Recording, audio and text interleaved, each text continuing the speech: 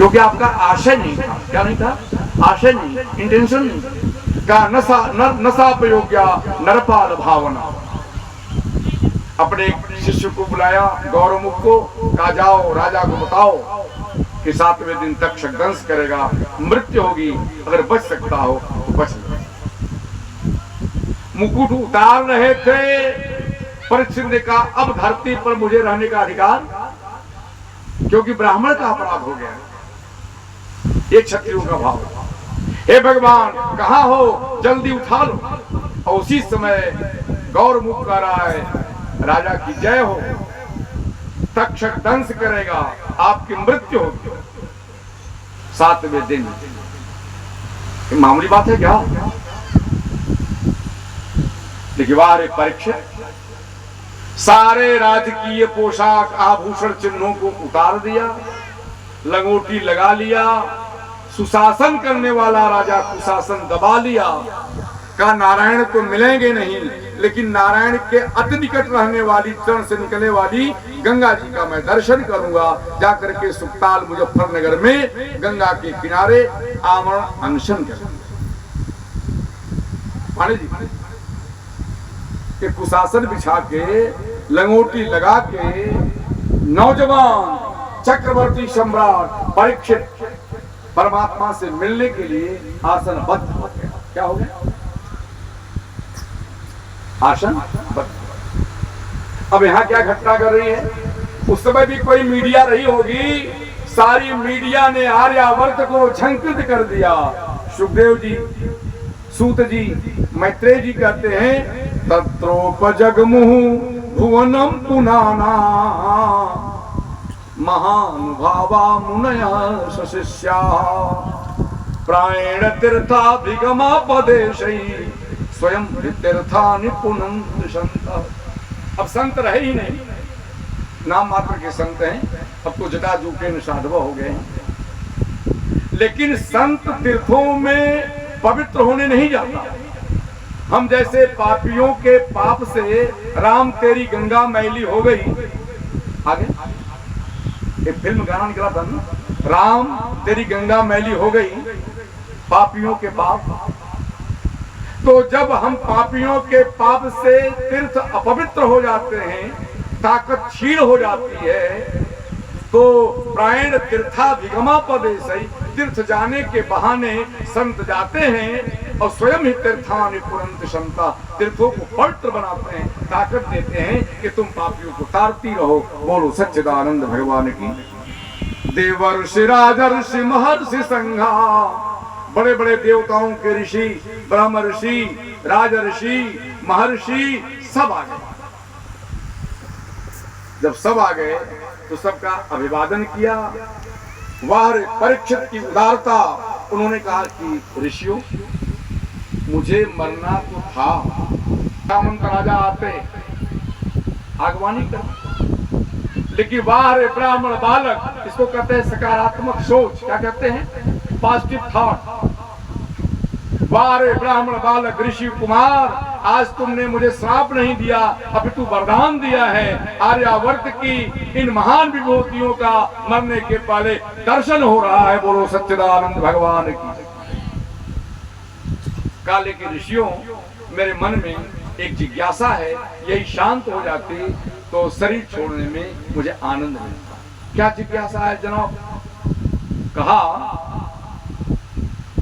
परीक्षित ने कि मनुष्य शरीर पाने के बाद, आप लोग ध्यान दें, अभी तो नैमिषारण्य की कथा हो रही थी, अब ये सुखताल में कथा होने की भूमिका है। मनुष्य शरीर मिलने के बाद, अब इस चोला को छोड़ने के पहले मनुष्य का मुख्य कर्तव्य क्या है, क्या करना चाहिए? ब्रूह यदि वा विपर्ययम्, उल्टा भी बताइए, क्या नहीं करना चाहिए, क्या बोलना चाहिए, क्या नहीं बोलना चाहिए, क्या सोचना चाहिए, क्या नहीं सोचना चाहिए। महाराज श्री आप लोग बताने की कृपा करें। तो उसमें भिन्न भिन्न धर्मावलंबी थे। अरे आर्यावर्त के संत थे, कोई कहता था दान दो, कोई कहता था यज्ञ करो, कोई कहता था भोजन कराओ, कोई कहता था हवन करो।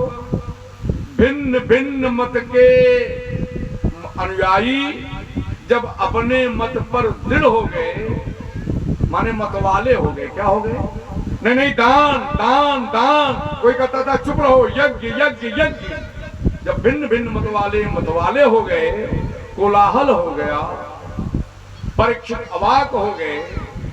ऐसे विचिकित्सा की घड़ी में तत्रा भवत भगवान व्यास पुत्र, भगवान ही व्यास पुत्र के रूप में प्रकट हो गए। बोलिए श्री सुखदेव भगवान की। यही प्रथम स्कंद विश्राम लेता है, एक भजन हो जाए, फिर हम लोग दूसरे स्कंद। और हर की कथा सुनाने वाले, हर की कथा सुनाने वाले, तुमको लाखों प्रणाम, तुमको लाखों प्रणाम, तुमको लाखों प्रणाम, तुमको लाखों प्रणाम। हर की कथा सुनाने वाले, गोविंद कथा सुनाने वाले, तुमको लाखों प्रणाम, तुमको लाखों प्रणाम।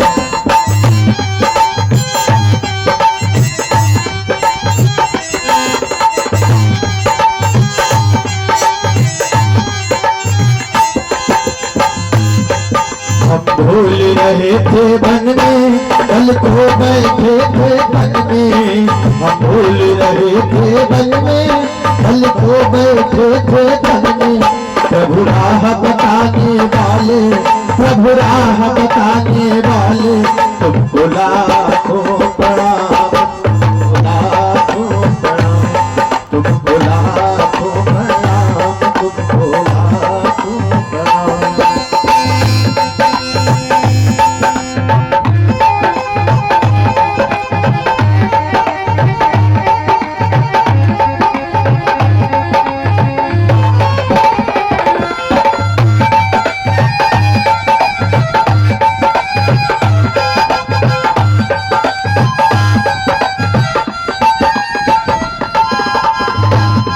लेकर विषयों का प्याला, जा रहे थे मुझे काला।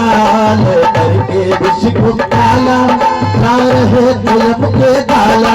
अमृत पान कराने वाले, अमृत पान कराने वाले, तुमको लाखों प्रणाम, तुमको लाखों प्रणाम। हरि कथा सुनाने वाले, हरि कथा सुनाने वाले, तुमको लाखों प्रणाम, तुमको लाखों प्रणाम।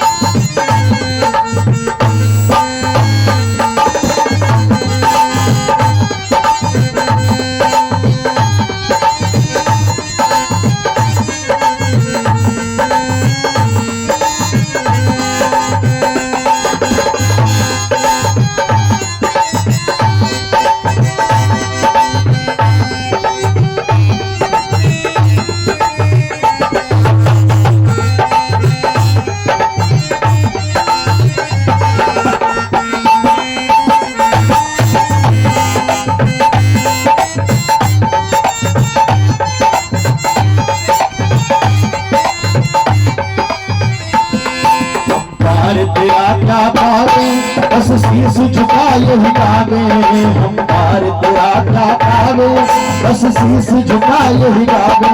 हम पार तेरा क्या पावे बस शीश झुकाए ही गावे। प्रभु दर्श कराने वाले, प्रभु दर्श कराने वाले, तुमको लाखों प्रणाम,